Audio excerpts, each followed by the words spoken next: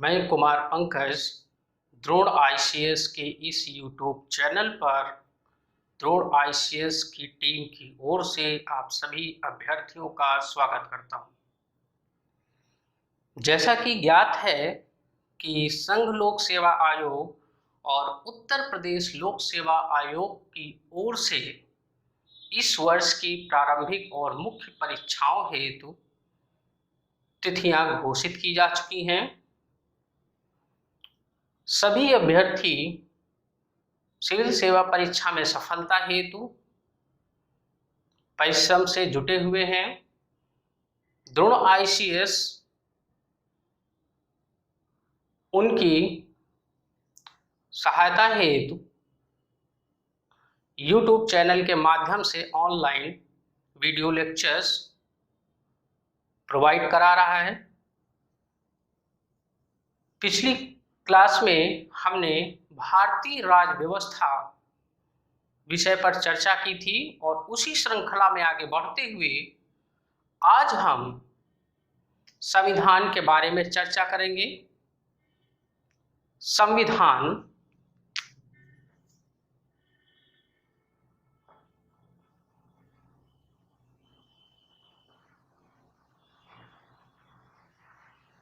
यह इंग्लिश में कॉन्स्टिट्यूशन कहा जाता है।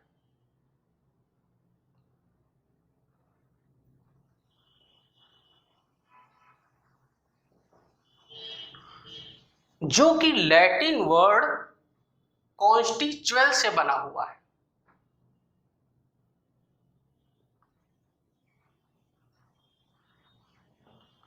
और कॉन्स्टिट्यूएल का जो अर्थ होता है वो है टू स्टेबल।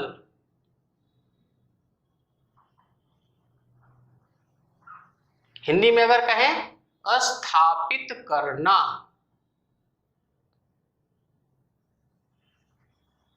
क्या स्थापित करना? कोई व्यवस्था स्थापित करना। किसी देश का जो शासन होगा उसकी व्यवस्था क्या होगी, वो कॉन्स्टिट्यूएल के अंतर्गत बताया जाता है। अगर हिंदी में इसका हम संधि विच्छेद करते हैं तो ये होता है समधन विधान।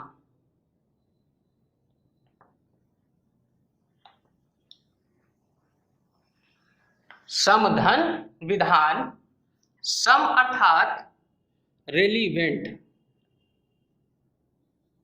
विधान सेट ऑफ रूल्स।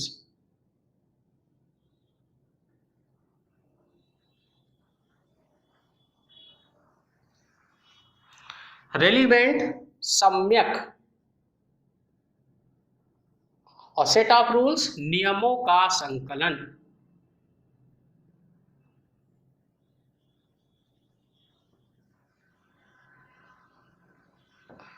अब सम्यक क्लिष्ट हिंदी है तो इसको हम आसान शब्दों में बता देते हैं।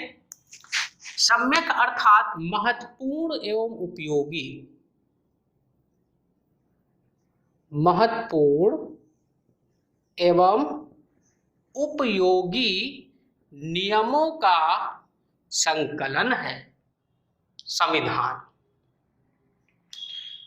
यह विधि ही नहीं, किसी राष्ट्र की परंपरा, संस्कृति और सामाजिक प्रणालियों को भी सम्मिलित करती है और इसीलिए संविधान देश की संप्रभुता को भी प्रभावित करती है। अब प्रश्न उठता है संप्रभुता को कैसे प्रभावित करती है, और यह संप्रभुता जो शब्द है इसके मायने क्या हैं। संप्रभुता अर्थात ना तो कोई बाह्य शक्ति और ना ही कोई आंतरिक शक्ति किसी संप्रभु सरकार को चुनौती दे सकती है। संप्रभु सरकार द्वारा लिए गए निर्णयों को चुनौती नहीं दे सकती। लेकिन संविधान, पिछली क्लास में हमने बताया था, लोगों की आकांक्षाओं का कानूनी रूप है और यह सरकार के मार्गदर्शक सिद्धांतों के रूप में मार्गदर्शन करता है।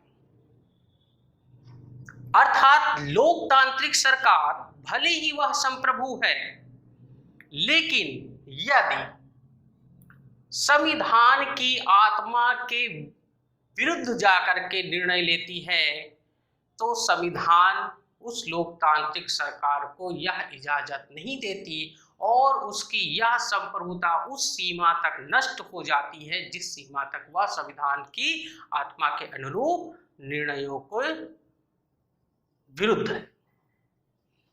अब प्रश्न यह उठता है, विश्व में जितने भी देश हैं, क्या उन सभी देशों में संविधान है? ऐसा कोई जरूरी नहीं है, क्योंकि शासन लोकतांत्रिक भी हो सकता है, साम्यवादी भी हो सकता है, समाजवादी भी हो सकता है और तानाशाही भी हो सकती है। तो जाहिर सी बात है, जब विविध प्रकार की शासन व्यवस्थाएं देशों में होंगी तो वहां के नियम और कानून भी अलग होंगे। वहां संविधान हो ऐसा कोई जरूरी भी नहीं है। लेकिन क्या जिन देशों ने लोकतांत्रिक व्यवस्था को अपना रखा है, क्या वहां पर सभी संविधान एक जैसे ही हैं? और अगर नहीं तो क्या अंतर है उनमें? विश्व में वर्तमान संविधानों की रूपरेखा क्या है? तो आइए इस पर हम चर्चा करते हैं।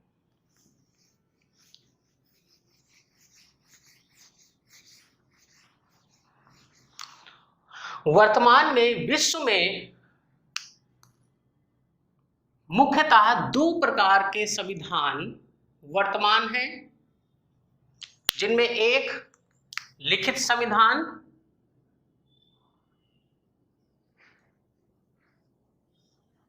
और दूसरा अलिखित संविधान।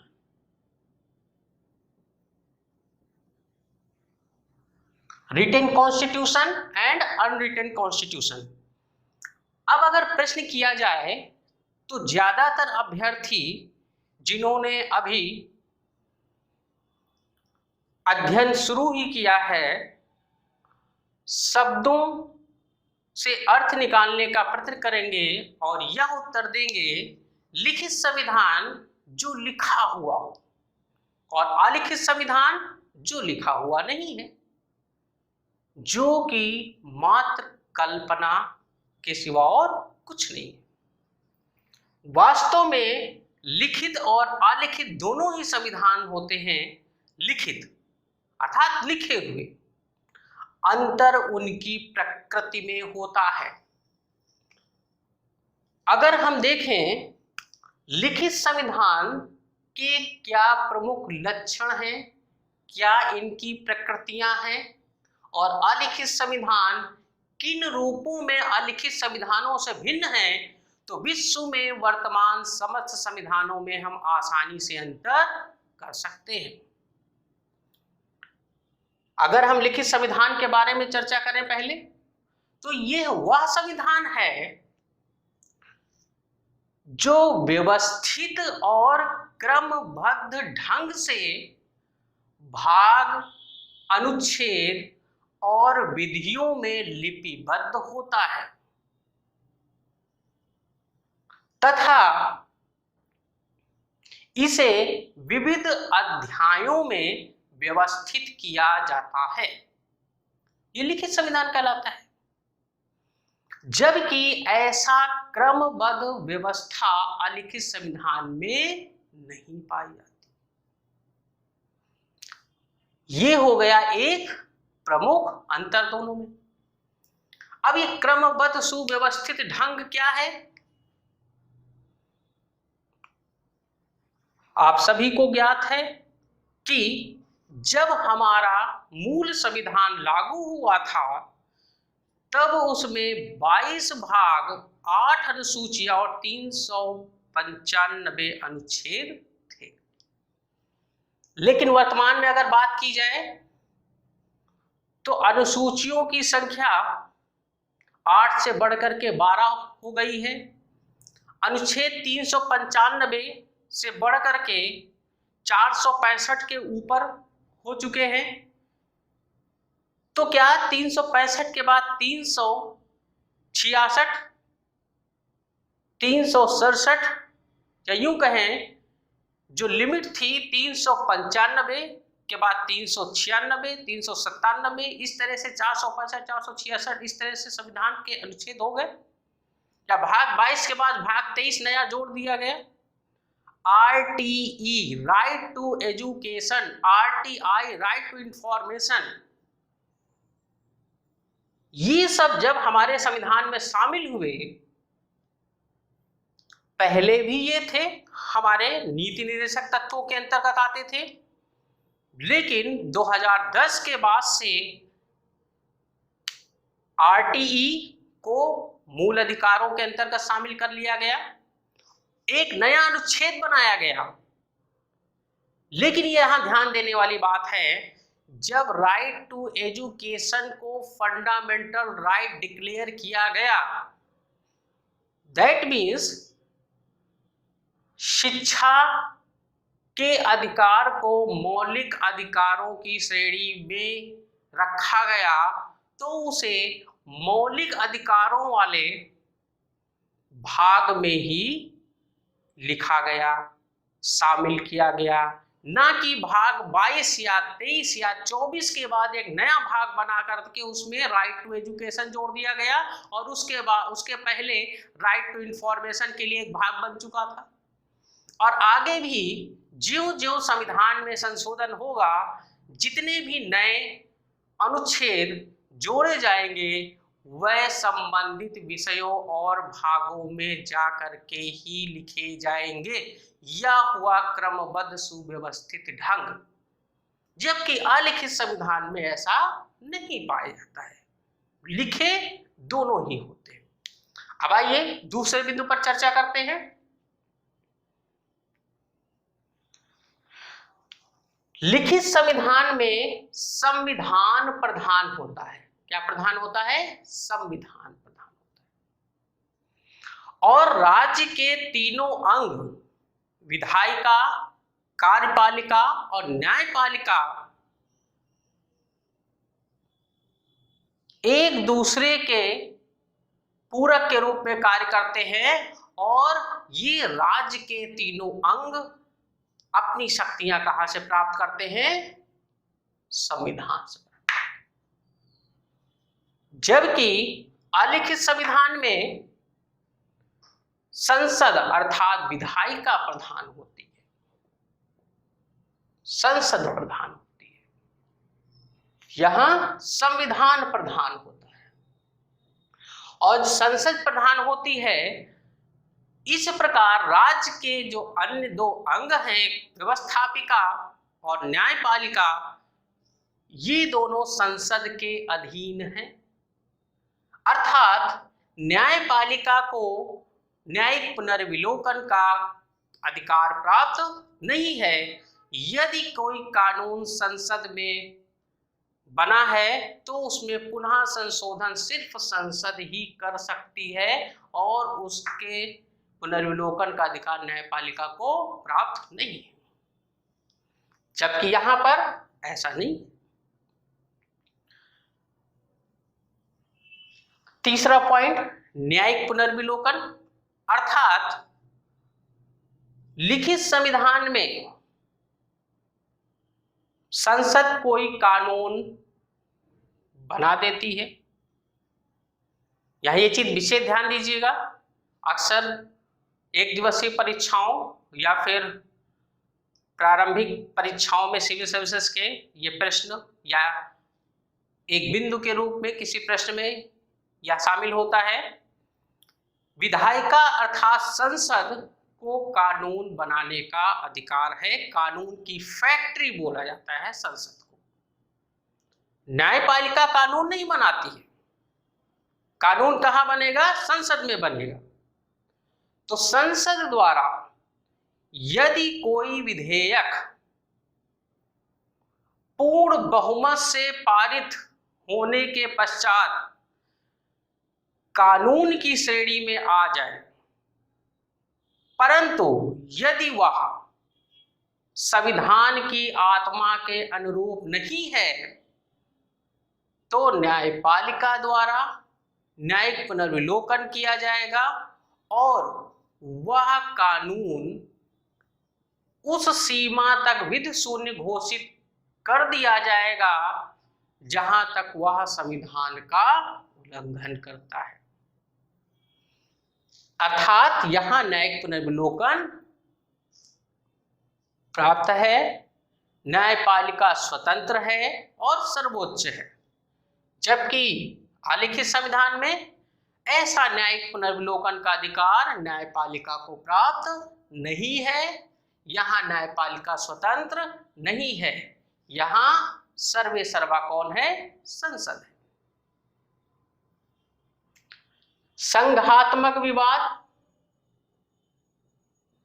अब प्रश्न यह उठता है, संघात्मक विवाद क्या होते हैं? पहले तो इसको समझ लेते हैं।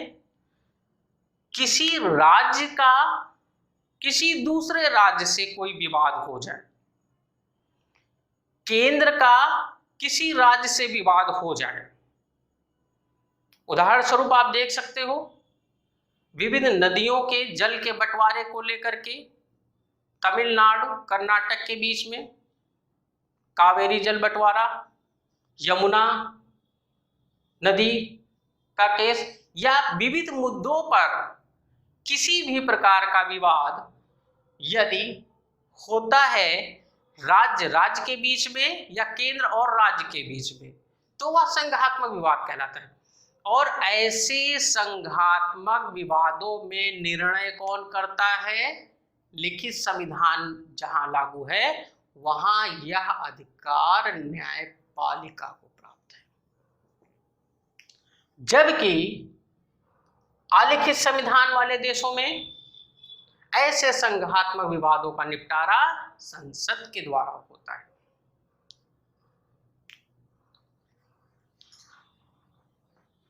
लिखित संविधान अमेरिका, फ्रांस, भारत जैसे देशों में लागू किया गया है। अलिखित संविधान यूनाइटेड किंगडम और इजराइल में अपनाया गया है। यहां अगर हम स्ट्रक्चर के रूप में देखें,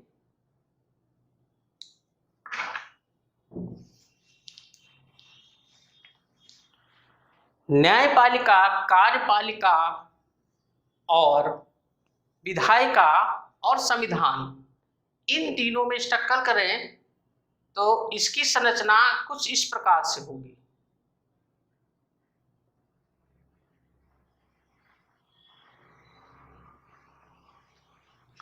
जबकि आलिखित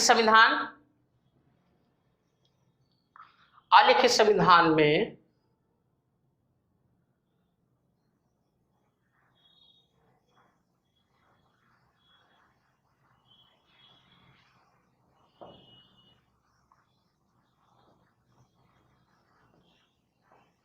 अर्थात यह कॉन्स्टिट्यूशन संविधान प्रधान है। राज्य के तीनों अंग कार्यपालिका, विधायिका और न्यायपालिका, एग्जीक्यूटिव, लेजिस्लेचर और जुडिशरी, ये तीनों एक दूसरे के पूरक का कार्य करते हैं और तीनों को शक्ति का स्रोत क्या है? संविधान है। जबकि यहाँ पर लेजिस्लेचर अर्थात संसद, पार्लियामेंट सर्वोच्च है, बाकी अन्य जो दो अंग हैं ये कंट्रोल होते हैं लेजिस्लेचर से और लेजिस्लेचर पर इनका कोई कंट्रोल नहीं होता है। आगे चर्चा करते हुए अब ये देखते हैं क्या अन्य प्रकार के भी संविधान विश्व में व्याप्त हैं। तो यहां देखेंगे लिखित संविधान पुनः दो रूपों में मिलता है, एकात्मक और संघात्मक। लिखित संविधान को पुनः हम दो वर्गों में विभाजित करते हैं, एकात्मक अथवा यूनिटरी और संघात्मक अर्थात फेडरलिज्म। एकात्मक और संघात्मक, ये जो संविधान हैं ये पाए वहीं जाते हैं जहां पर लिखित संविधान है। एक तरह से ये दोनों लिखित संविधान के पार्ट हैं, दो टाइप्स हैं। एकात्मक संविधान के पहले हम संघात्मक संविधान समझते हैं कि संघात्मक संविधान के लक्षण क्या हैं। मुख्यतः 5 बिंदुओं को यहां पर इंगित किया जाएगा। पहला पॉइंट है कि संघात्मक संविधान में संविधान सर्वोच्च है, ना कि संसद। दूसरा पॉइंट, यह एक लिखित संविधान। और तीसरा महत्वपूर्ण बिंदु है शक्तियों का बंटवारा पाया जाता है। क्योंकि संघात्मक शब्द से ही यह स्पष्ट होता है कि यहां एक सरकार नहीं होगी, केंद्र सरकार होगी और विविध राज्य सरकारें होंगी, राज्य या प्रांतीय सरकारें होंगी। तो शक्तियों का बंटवारा केंद्र और राज्यों में होगा। कुछ सूचियां होंगी, संघ सूची, राज्य सूची और समवर्ती सूची, जिनके बारे में आगे हम चर्चा करेंगे। और यहां पर न्यायिक पुनर्विलोकन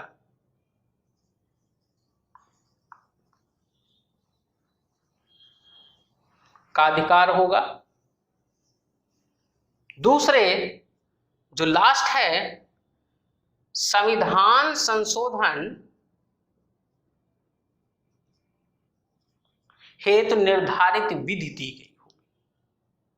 ये 5 लक्षण हैं, ध्यान से फिर से समझ लें। यहां संविधान सर्वोच्च होगा, लिखित संविधान होगा, शक्तियों का बंटवारा केंद्र और प्रांतीय सरकारों के मध्य होगा, न्यायिक पुनर्विलोकन का अधिकार पाया जाता है और संविधान संशोधन के लिए निर्धारित विधि दी गई होगी। जबकि एकात्मक संविधान में, जैसा कि नाम से ही जाहिर है, यहां केवल एक केंद्रीय सरकार और प्रांतीय सरकारों का अस्तित्व ही नहीं होगा। जब प्रांतीय सरकारों का अस्तित्व ही नहीं होगा तो शक्तियों का बंटवारा नहीं पाया जाएगा। और यह एक महत्वपूर्ण अंतर है एकात्मक और संघात्मक सरकार के मध्य। इसके बाद हम पाते हैं एकात्मक सरकार, या यूं कहें एकात्मक संविधान जहां है, क्या इनको भी बांटा जा सकता है? बिल्कुल बांटा जा सकता है। इनके भी 2 रूप मिलते हैं, एक तो अधिनियमित और विकसित, जो कि विश्व में बहुत ही कम चर्चित हैं और इनके बारे में आगे हम चर्चा करेंगे। तो आज की क्लास यहीं समाप्त की जा सकती है। उम्मीद है कि आप लोगों को कुछ बातें समझ में आई होंगी, कुछ आधारिक सूचनाएं थी जो कि हमने अपने व्याख्यान के माध्यम से आप सभी को समझाने का प्रयत्न किया। अब हम कहाँ तक सफल हुए, यह आपकी सफलता पर निर्भर करता है। अगले क्लास तक के लिए थोड़ा इंतजार करना पड़ेगा। बहुत जल्द हम अगली श्रृंखला इस क्लास की लेकर के आपके समक्ष उपस्थित होंगे। धन्यवाद।